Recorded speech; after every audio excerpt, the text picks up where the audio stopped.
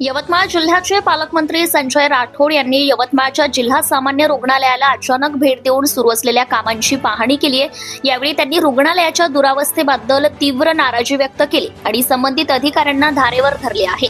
रुग्णालयाचे नूतनीकरण 100 कोटी रुपये खर्चून सुरू आहे। त्यामध्ये अत्याधुनिक शस्त्रक्रियागृह, शल्यगृह, रुग्ण कक्ष, वॉर्ड आणि इतर सुविधांचा समावेश आहे। मात्र कामाचा दर्जा निकृष्ट असल्याचं पालकमंत्र्यांच्या निदर्शनास आले।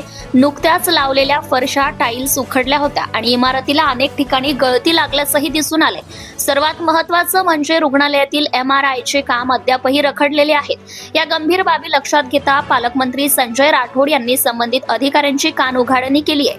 कामाचा दर्जा तात्काळ सुधारण्याचं आणि जनतेला चांगली सेवा उपलब्ध करून देण्याचे निर्देश त्यांनी दिले। यावेळी पालकमंत्री म्हणाले की माझ्या राजकीय जीवनाची सुरुवात रुग्णसेवेपासून झाली आहे। त्यामुळे हे रुग्णालय सर्वसामान्य नागरिकांसाठी सर्व सोयींनी युक्त असणे गरजेचं आहे। प्रतिनिधी सय्यद मतीन, यवतमाळ। यवतमाळ वैद्यकीय महाविद्यालयामध्ये अनेक रुग्णांना सुख सोयी आणि चांगले उपचार आणि चांगल्या फॅसिलिटी मिळायला पाहिजे म्हणून केंद्र सरकार, राज्य सरकार आणि त्याच पद्धतीनं जिल्हा नियोजन समिती, जिल्हा खनिज विकास निधीमधून जवळपास 100 करोड रुपये मंजूर झालेले आहे आणि त्याचं युद्ध स्तरावर काम या ठिकाणी चालू आहे। आज जिल्हा अधिकारी आणि जिल्हा पोलीस अधीक्षक आणि जिल्ह्यातले सर्व HODंना घेऊन आम्ही यवतमाळ वैद्यकीय महाविद्यालयाच्या वेगवेगळ्या गोष्टीचा आढावा या ठिकाणी घेतलेला आहे। त्यातून बऱ्याच गोष्टी या राज्य सरकारकडे, केंद्र सरकारकडे पाठपुरावा करण्याच्या आम्हाला समजलेल्या आहेत। त्या दृष्टीने ते आम्ही पाठपुरावा करू। काही स्थानिक स्तरावरचे अनेक अडचणी आहेत, त्याच्या संदर्भात सुद्धा आम्ही तातडीने निर्णय घेऊ आणि यवतमाळ वैद्यकीय महाविद्यालय खास करून वसंतराव नाईक साहेब यांच्या नावाने हे महाविद्यालय आहे। या महाविद्यालयामध्ये जिल्ह्यात, परजिल्ह्यातून अनेक रुग्ण या ठिकाणी मोठ्या प्रमाणात उपचारासाठी येतात। त्या सर्व रुग्णांना चांगल्या पद्धतीच्या सुविधा आणि चांगले उपचार या ठिकाणी मिळावे या दृष्टीनं खरं तर अनेक पदं रिक्त आहेत, ते पदं या ठिकाणी भरायची आहेत। स्वच्छतेच्या संदर्भात BVG कंपनीसोबत आता शासनाने करार केलेला आहे। स्वच्छतेसाठी त्या BVG कंपनीला पूर्ण स्वच्छता दिलेली आहे।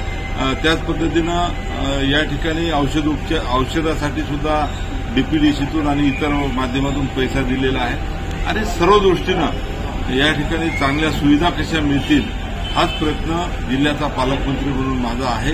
जिल्हाधिकारी महोदयांना मी बऱ्याच गोष्टीचं या ठिकाणी आढावा घेण्यासाठी सुद्धा सांगितलेले आहे। कुठेही कशाही पद्धतीनं निधी या ठिकाणी कमी पडणार नाही याची काळजी आम्ही घेणार आहोत। काही दिवसापूर्वी जरी असली तरी एक रुग्णसेवक म्हणून आपली ओळख आहे आणि आज रुग्णालयामध्ये आपल्या निदर्शनास अनेक गोष्टी आल्याचं आम्ही पण बघितलं। लिफ्ट नसेल किंवा नवीन इमारतीच्या संदर्भात दुरावस्था झालेली आहे। काय दुरावस्था दिसून आली आणि कशा स्पष्ट सूचना आपण देतो? मी लोकप्रतिनिधी आमदार व्हायच्या अगोदर स्वतः या ठिकाणी तासनतास राहायचो, लोकांना मदत करायचो।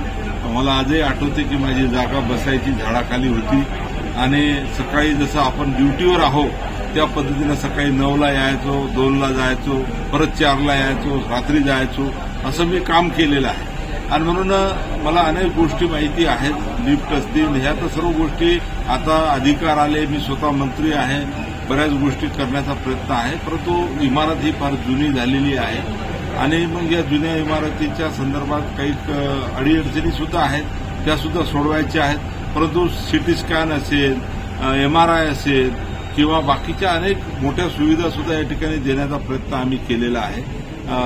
CT स्कॅन आता DPDCमधून दिलेला आहे। MRI मधल्या काळामध्ये शिर्डी संस्थांकडून आम्ही आणला आणि त्याचं सुद्धा आता थोड्या दिवसात त्याची सुरुवात होणार आहे, चालू होणार आहे। सुपर स्पेशालिटी हॉस्पिटल यवतमाळमध्ये खास करून सुरू झालेलं आहे। त्याच्यामध्ये जे काही 2-3 विशेष उपचार आहे त्याची सुविधा मिळायला पाहिजे, याच्यासाठी सुद्धा पाठपुरावा येणाऱ्या काळामध्ये मी करणार आहे। Thank you. Subscribe now and press the bell icon. Never miss an update.